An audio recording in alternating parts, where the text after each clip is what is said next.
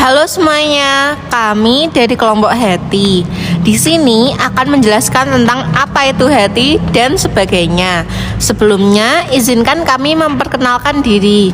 Nama saya Alvina Dwi Andini, nomor absen 3. Nama saya Aurel Cintia Sulistianengrom, absen 6. Nama saya Desita Nelsa Rahmawati, absen 11. Nama saya Elisha Zelva Akila, absen 13. Nama saya Gwinda Naura Tirza, absen 18. Nama saya Herunisa Ramadhani, absen 20. Yang pertama, ada struktur hati. Hati kurang lebih berbentuk segitiga dan terdiri dari dua lobus. Lobus kanan lebih besar dan lobus kiri lebih kecil. Tidak seperti kebanyakan organ, hati memiliki dua sumber utama darah.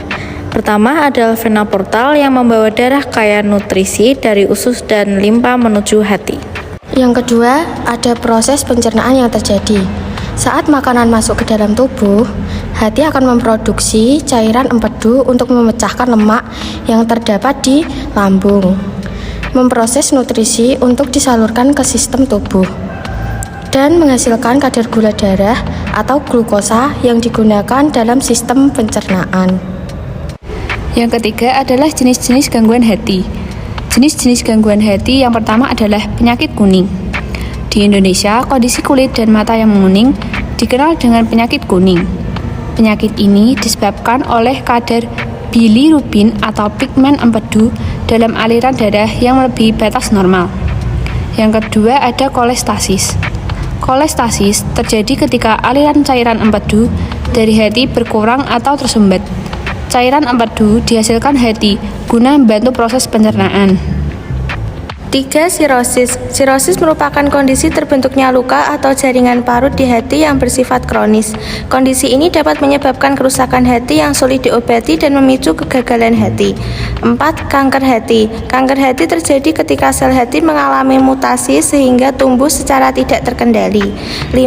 Hepatitis A. Penyakit ini disebabkan oleh virus hepatitis A yang dapat menyebabkan peradangan hati. 6. Hepatitis B merupakan penyakit yang disebabkan oleh virus hepatitis B dan dapat ditularkan melalui darah, cairan tubuh, atau luka yang terbuka. Oke, lanjut. Yang ketujuh ada hepatitis C.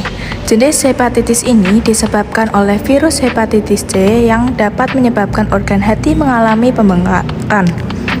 Yang kedelapan, perlemakan hati atau fatty liver. Sesuai dengan namanya, karakteristik penyakit fatty liver ditandai dengan terlalu banyak lemak yang tersimpan dalam hati. Akibatnya, hati mengalami peradangan yang dapat berkembang menjadi jaringan parut permanen. Nah, di sini kita sudah tahu tentang struktur, proses pencernaan, dan gangguan hati. Maka, jagalah hati dan hindari kegiatan yang dapat memicu penyakit hati. Sebagai penutup, izinkan kami untuk menyampaikan satu pantun sebelum mengakhiri presentasi ini. Nasi goreng rasanya gurih, dimakan di Kota Batu. Kuucapkan terima kasih atas semua kasih dan perhatianmu.